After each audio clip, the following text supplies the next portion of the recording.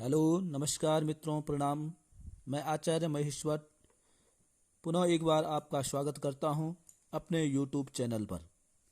मित्रों, मैं आज आपको कुंडली में जो लग्न आदि भाव होते हैं, जो ये एक दो गिनती आप देख रहे हैं, इन भावों के बारे में विचार बताऊंगा। ये एक दो तीन लग्न आदि जो भाव हैं, इन भावों से क्या जानकारी हमें प्राप्त होती है उसके बारे में बताऊंगा मैं। अब इन भावों से हमको किस बारे में पता करना है, उसके साथ साथ इन भावों में जैसे ये लगन है, प्रथम जो लिख रखा है ये लगन है, यहाँ कौन सा ग्रह है, कौन सा ग्रह बैठ रखा है, द्वितीय भाव में कौन सा ग्रह बैठ रखा है। तो जैसे ग्रह इन भावों में बैठते हैं वो ग्रह उस प्रकार का असर करते हैं। सबसे पहले आएंगे लगन भाव। जो एक जो दिख रहा है इसको कहते हैं लगन भाव। पहला भाव है तो ये मुख्य है, ये कुंडली का मुख्य भाव है। लगन का भाव जो है ये मुख्य भाव होता है।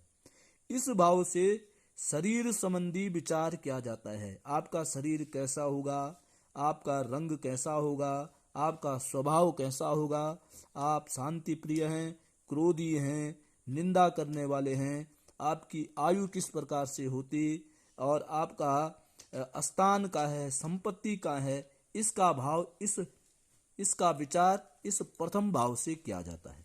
तो यहाँ पे कौन से ग्रह हैं, उन ग्रहों के अनुसार फिर हम फलादेश करते हैं।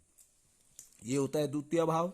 इस द्वितीय भाव से धन धान्य का विचार किया जाता है कि आपकी संपत्ति कितनी होगी, धन कितना होगा, चांदी, धातु, मोती इत्यादि, और पितृ संबंधी, पिताजी के साथ आपका संबंध किस प्रकार से होगा।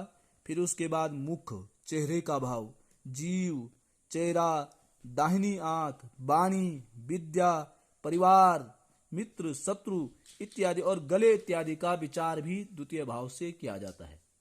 अब आते हैं तृतीय भाव में। ये तृतीय भाव है जन्म कुंडली का।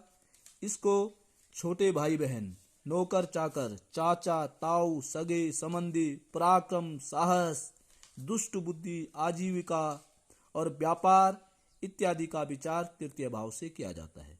अब आता है कुंडली का चौथा भाव।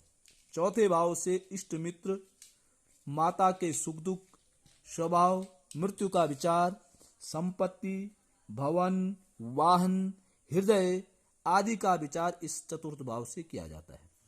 अब ये पंचम भाव है, तो इस पंचम भाव से आपको संतान, सबसे पहले संतान के बारे में विचार किया जाता है, बुद्धि के बारे में विचार किया जाता है, आपकी बुद्धि किस प्रकार से होगी, आपके गर्भ के स्थिति के बारे में विचार किया जाता है, आपके गर्भ में क्या है, और उसके अलावा मंत्र यंत्र, देवताओं की भक्ति, वाणी, आपकी चंचलता, चतुरता किस प्रकार से है, ये पंचम भाव से विचार किया जाता है।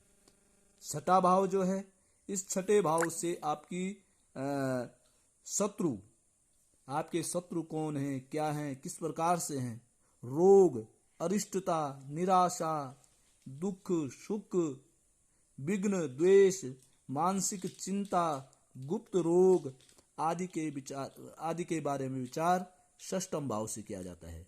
अब आते हैं सप्तम भाव में। सप्तम भाव से स्त्री, और स्त्री है तो स्त्री के पति के बारे में, कैसे आपको स्त्री मिलेंगी, कैसे आपको पति मिलेगा, ब्याह के बारे में कि ब्याह कब होगा, कैसे होगा, इसके बारे में आपका विचार किया जाता है।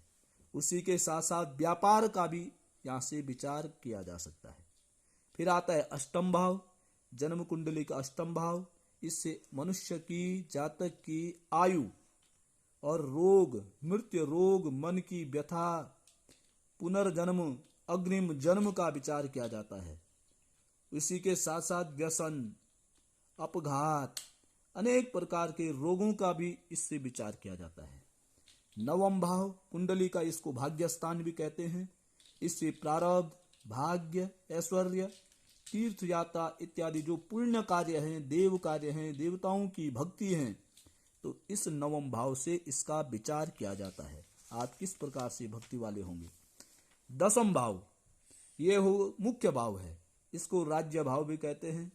इससे आपको उद्यम, आपका धंधा, नौकरी, व्यापार, राज्य संबंधी कार्य, प्रशासन संबंधी, राजनीतिक संबंधी अर्थात शुभ भाव, यज्ञ इत्यादि जो भी कार्य हैं वो इस दशम भाव से विचार किया जाता है।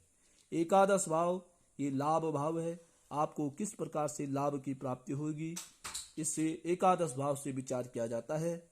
और जो 12वां भाव है, ये 12वां भाव है खर्च संबंधी, आप किस प्रकार से खर्च करेंगे, शुभ अशुभ कहाँ आपका खर्चा होगा, दरिद्रता तो आपके नहीं रहेगी, इस प्रकार का विचार ये 12वें भाव से किया जाता है।